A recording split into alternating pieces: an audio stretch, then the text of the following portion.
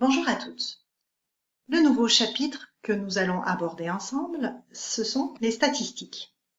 Alors, on va l'aborder d'un point de vue mathématique, découvrir du nouveau vocabulaire. Mais pour commencer cette introduction, je voudrais vous présenter le titre d'un article du journal Sciences et Avenir, qui est un journal sérieux scientifique français. Alors, voici le titre de l'article. Les garçons sont meilleurs en maths que les filles. Qu'en pensez-vous? Dans la suite de l'article, il est mentionné qu'il y a eu une vaste enquête statistique dans 40 pays, auprès de plus de 200 000 étudiants de 15 ans. Les résultats de cette enquête sur un test mathématique, le même test qui a été passé à plein d'étudiants de 15 ans, les résultats sont éclairants. Les scores obtenus par les filles en mathématiques sont en moyenne de 10,5 points inférieurs à ceux des garçons. Qu'en pensez-vous? Mais il y a un mais dans l'article. L'enquête statistique et l'article précisent que les résultats de cette enquête, qui dit que les filles réussissent moins bien que les garçons en mathématiques, ces résultats sont directement corrélés au degré d'émancipation des femmes dans ces pays. Pour comprendre la phrase, il va falloir comprendre le mot émancipation. Vous allez m'écrire votre définition. Si vous n'en avez pas, que vous ne connaissez pas ce mot, vous le cherchez dans le dictionnaire et vous écrivez votre réponse. Moi maintenant, je vous explique le mot corrélé. La corrélation, ça fait partie des mots de vocabulaire sur lesquels on va travailler ensemble dans les statistiques. La corrélation, c'est le lien. C'est le lien qui existe entre deux variables. Ici, ce qu'on nous dit, c'est que la réussite des filles en mathématiques est liée au degré de liberté des femmes dans ces pays. Pour exemple, les filles obtiennent ainsi 22,6 points en moins que les garçons en Turquie, alors que par contre, elles réussissent avec un écart de plus 14,5 points en Islande.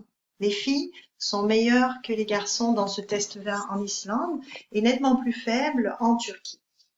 Alors, je ne sais pas si ce que vous connaissez sur les types de politiques de ces gouvernements. Je vous donne un exemple.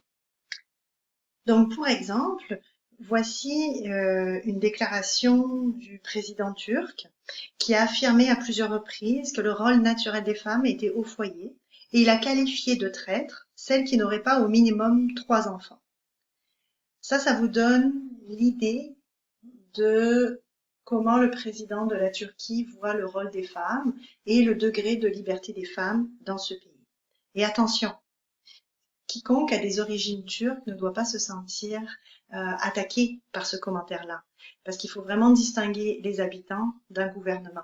D'accord?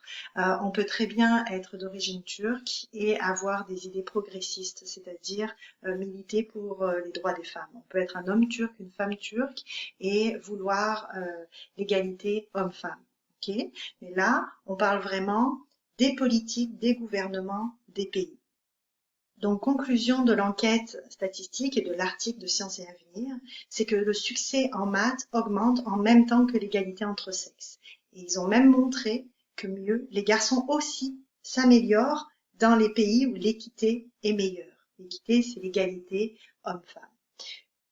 Donc, j'ai pris cet exemple et ce stéréotype qui existe comme quoi les garçons seraient meilleurs que les filles en maths pour vous montrer comment les mathématiques et une enquête statistique, des enquêtes statistiques, ont pu casser ce stéréotype et grâce à des liens de corrélation, donc des liens qui existent entre des variables auxquelles on n'aurait pas forcément pensé, c'est-à-dire l'égalité homme-femme et la réussite en mathématiques, eh bien, on voit que les garçons ne sont pas meilleurs que les filles en maths. Les garçons et les filles ne sont pas meilleures en maths non plus que les garçons.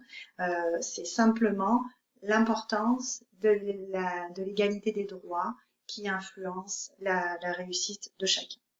Alors maintenant, vous allez avoir d'autres vidéos à regarder, un peu plus techniques au niveau du vocabulaire mathématique, mais au moins vous savez pourquoi on étudie les statistiques, entre autres, pour déjouer les stéréotypes.